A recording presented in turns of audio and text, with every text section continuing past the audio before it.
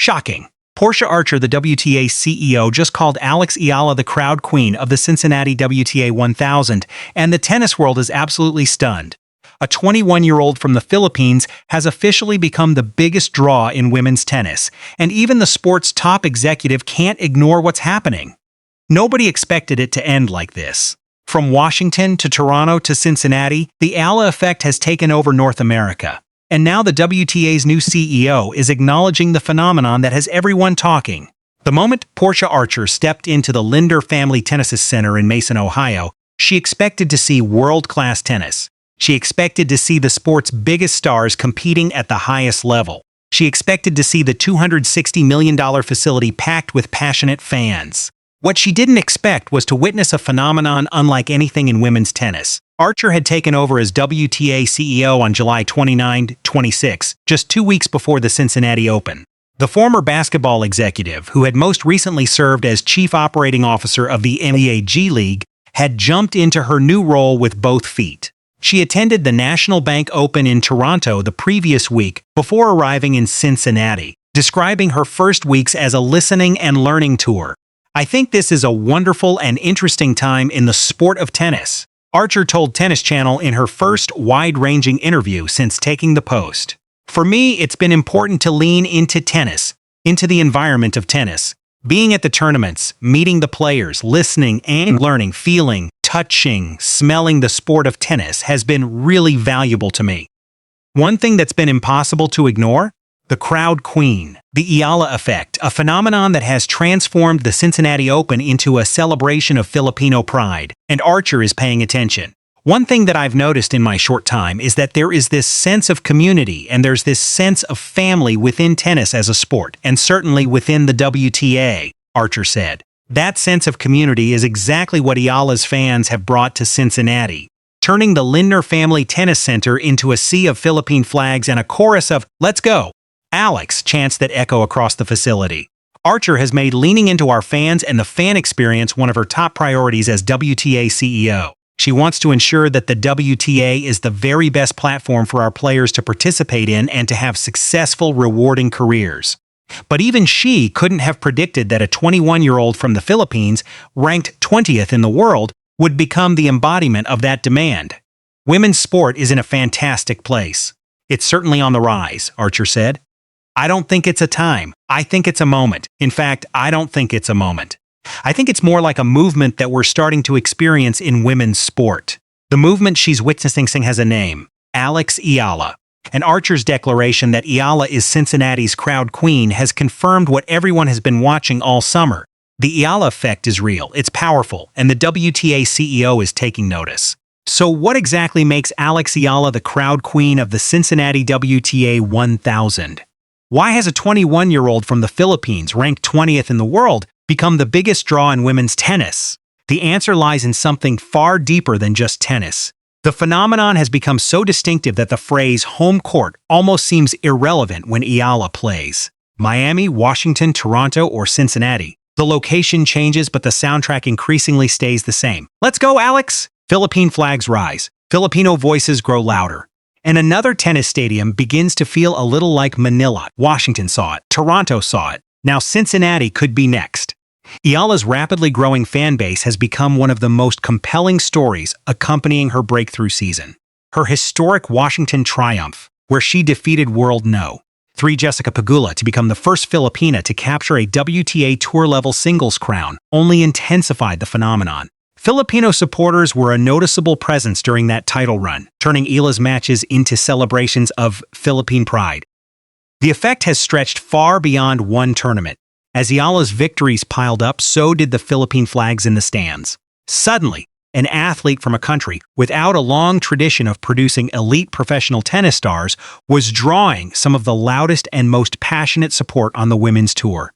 Even Amanda Anisimova, the world number 10 who was about to face Eala in Cincinnati, acknowledged the phenomenon. "I haven't played her before. She's been having such an incredible season, incredible year. Very great player with a lot of fans," Anisimova said. "I know that it's probably going to be a very packed stadium. I'm sure it will be really fun."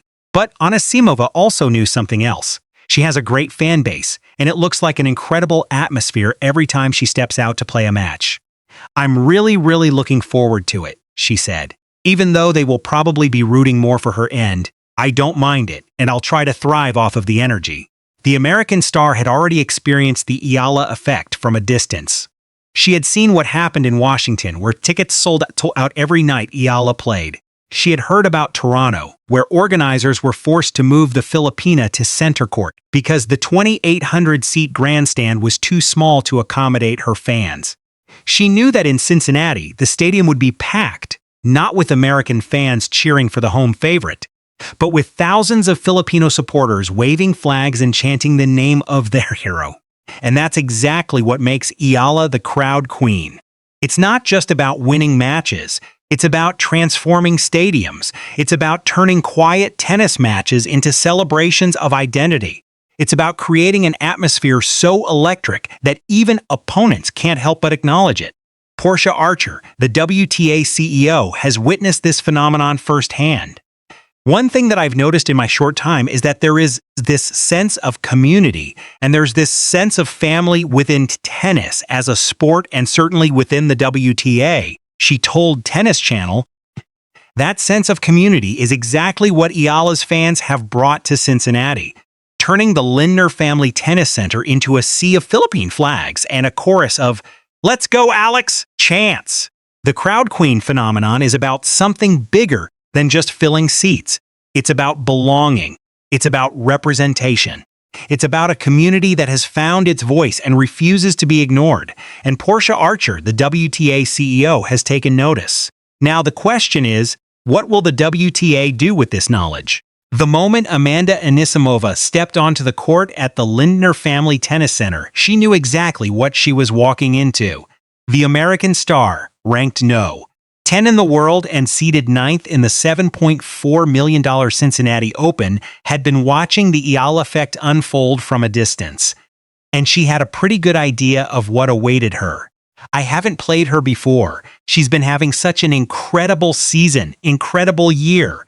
Very great player with a lot of fans," Anisimova said in her post-match interview after dispatching Zeynep Sonmez 6-2, 6-3. "I'm really looking forward to that. I know that it's probably going to be a very packed stadium. I'm sure it will be really fun." The 24-year-old American, a two-time Grand Slam finalist who reached the finals of both Wimbledon and the US Open in 2025, had already experienced the atmosphere that follows Eala wherever she goes. She had seen the viral videos. She had heard the stories. She knew that on Monday night the stadium would be packed, not with American fans cheering for the home favorite, but with thousands of Filipino supporters waving flags and chanting the name of their hero. She has a great fan base, and it looks like an incredible atmosphere every time she steps out to play a match. "I'm really looking forward to it," Anisimova acknowledged. The American star even referenced the description that Naomi Osaka, the four-time Grand Slam champion, had famously used to characterize Eala's matches. More like a basketball game than a tennis match. It was a telling comparison, one that captured the sheer energy, noise, and passion that the Filipino community brings to the sport. "I love a packed stadium, and I love a good atmosphere. I'm sure it will be a great match, even though they will probably be rooting more for her end. But I don't mind it, and I'll try to thrive off of the energy," Anisimova declared. The American's confidence was understandable. She had reached the finals of both Wimbledon and the US Open in 2025. She had won 2 WTA 1000 titles in 2025 at the Qatar Open and China Open. She had been a teen prodigy herself, winning the 2017 US Open girls singles title by sweeping Coco Gauff in the finals. At just 17 years old, she dethroned Simona Halep to reach the semifinals of the 2019 French Open. On paper, the matchup favored the experienced American. But Anisimova also knew that Eala had something that couldn't be quantified by rankings or titles. The Filipina had already beaten 9 top 10 players in her career, including 7 this season. Her list of victims included Iga Swiatek twice, Elina Svitolina twice, Madison Keys, Jasmine Paolini, Coco Gauff, Elena Rybakina, and Jessica Pegula. She had just completed a revenge tour in Washington where she systematically dismantled every player who had previously defeated her. and she had a legion of fans who would turn the Lindner Family Tennis Center into a sea of Philippine flags. "I know that it's probably going to be a very packed stadium. I'm sure it'll be really fun," Anisimova said. The atmosphere that Anisimova was already anticipating, even before she stepped onto the court, was the same atmosphere that had stunned Toronto organizers, forced Washington to rearrange its scheduling, and prompted Cincinnati to double ticket prices. It was the atmosphere that Renee Stubbs, the former doubles world one and coach of Serena Williams, had described as something players had probably never played in front of ever, except maybe Serena in New York, and it was about to get even louder. Anisimova was ready to face the crowd, a crowd that had turned the Lindner Family Tennis Center into Barangay Eala. The American had prepared herself mentally for the challenge. She had spoken confidently about thriving off the energy, about embracing the packed stadium, about using the crowd's passion as fuel, rather than letting it overwhelm her. But no amount of mental preparation could fully replicate the experience of stepping onto a court where 80% of the crowd is cheering against you, where every point you lose is met with a roar of approval, where the sea of Philippine flags transforms a tennis match into a celebration of identity. The American star had warned herself, she had prepared herself, but when the moment came, even she was stunned. "I haven't played her before. She's been having such an incredible season, incredible year. Very great player with a lot of fans," Anisimova would later say after the match. The words were simple, but they carried a weight that neither she nor the tennis world could have predicted. Because what Anisimova was really saying was this: "I have never faced anything like this before." And when a two-time Grand Slam finalist says that, the tennis world has to listen. The question that Amanda Anisimova's pre-match comments raised was one that the tennis establishment has been quietly asking for weeks. And the answer, according to the Chronicle, is something that has stunned everyone. Has every court Alex Eala plays on suddenly become a Philippine home court? Anisimova knows what home support feels like. As an American competing in Cincinnati, she would ordinarily expect the crowd advantage to belong overwhelmingly to her. Against Eala, however, the script is very different. Filipino fans have repeatedly turned up in numbers wherever the 21-year-old Filipina plays, waving Philippine flags, roaring after winners, and transforming neutral venues into scenes that sometimes resemble a Manila homecoming. Washington saw it. Toronto saw it. Now Cincinnati was witnessing it firsthand.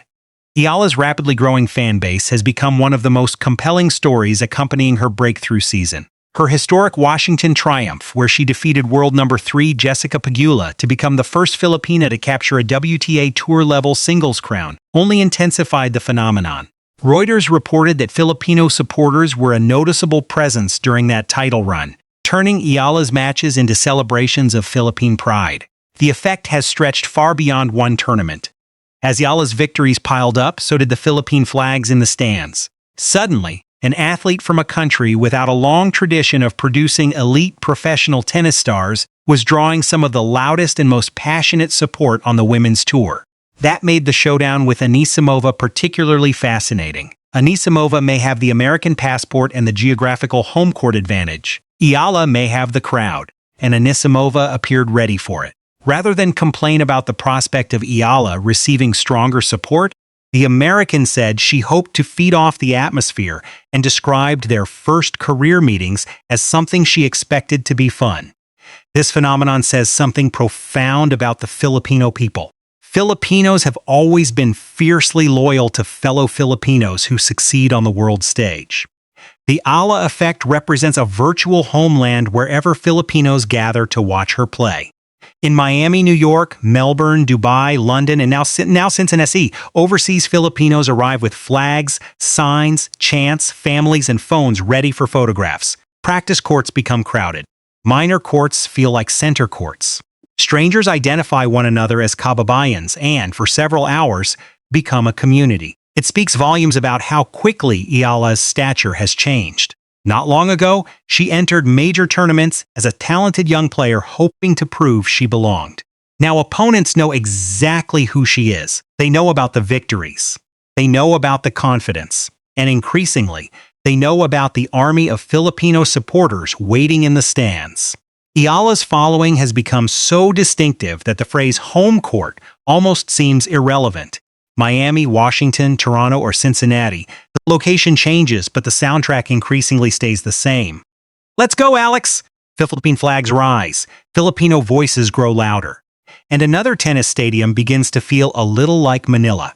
Against Anisimova, however, Eala would need much more than crowd energy. The world know. 10 possesses devastating power and an aggressive baseline game capable of ending points quickly.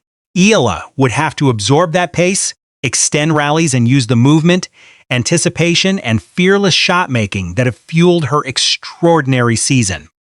But there is something different about playing when thousands believe another upset is possible. Eala had already beaten some of the biggest names in women's tennis during her breakthrough campaign, including Pegula during her historic Washington title run. Now another top 10 star stood across the net. And this time, Anisimova would discover something Eala's previous opponents have already experienced. You may be playing Alex Eala in America, but once the Filipino fans arrive, it can suddenly feel like you're playing her in the Philippines. And so we arrive at the question that the tennis world is asking itself after Portia Archer's stunning declaration. What does it mean when the WTA CEO calls a 21-year-old from the Philippines the crowd queen of a $7.4 million tournament? And what does this say about the future of women's tennis? The answer is nothing short of revolutionary, because what Alex Eala has created isn't just a fan base, it's a movement. A movement that has transformed quiet, polite tennis matches into celebrations of identity, culture, and pride. A movement that has turned every court she plays on into a Philippine home court. And a movement that has forced the highest levels of the sport to take notice. Eala herself has been trying to process just how fast everything has happened. When asked in Cincinnati to pick the most surreal moment of her career so far, the Filipina admitted that choosing only one was almost impossible.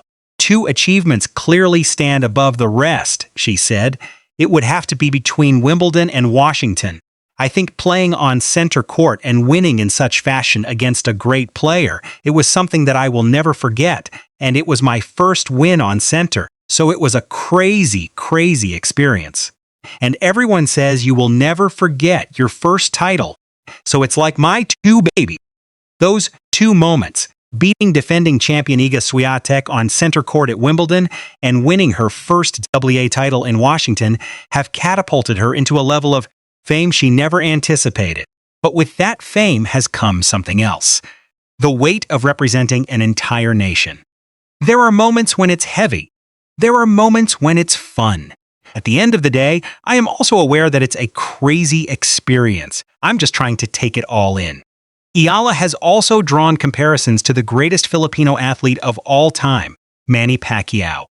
When asked about those comparisons in Cincinnati, the Filipina admitted she never imagined being mentioned in the same breath as the boxing legend. Pacquiao is such a sporting legend for us Filipinos, and he has done a lot for us athletes to pave the way. I mean, it never really crossed my mind while watching his fights back home that one day I would be compared to him. She quickly added that she still has a long way to go before she can be mentioned in the same breath as Pacquiao, describing the comparison as flattering, but noting that they are two different journeys. I am still very, very far from the levels of Pacquiao, but I think they both have good set of characters. When Pacquiao had fights, everyone was so excited.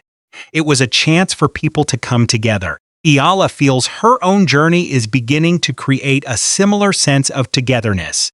My journeys has similar things. The Eala Effect isn't just about filling stadiums. It's about building a legacy. A legacy that will inspire the next generation of Filipino athletes.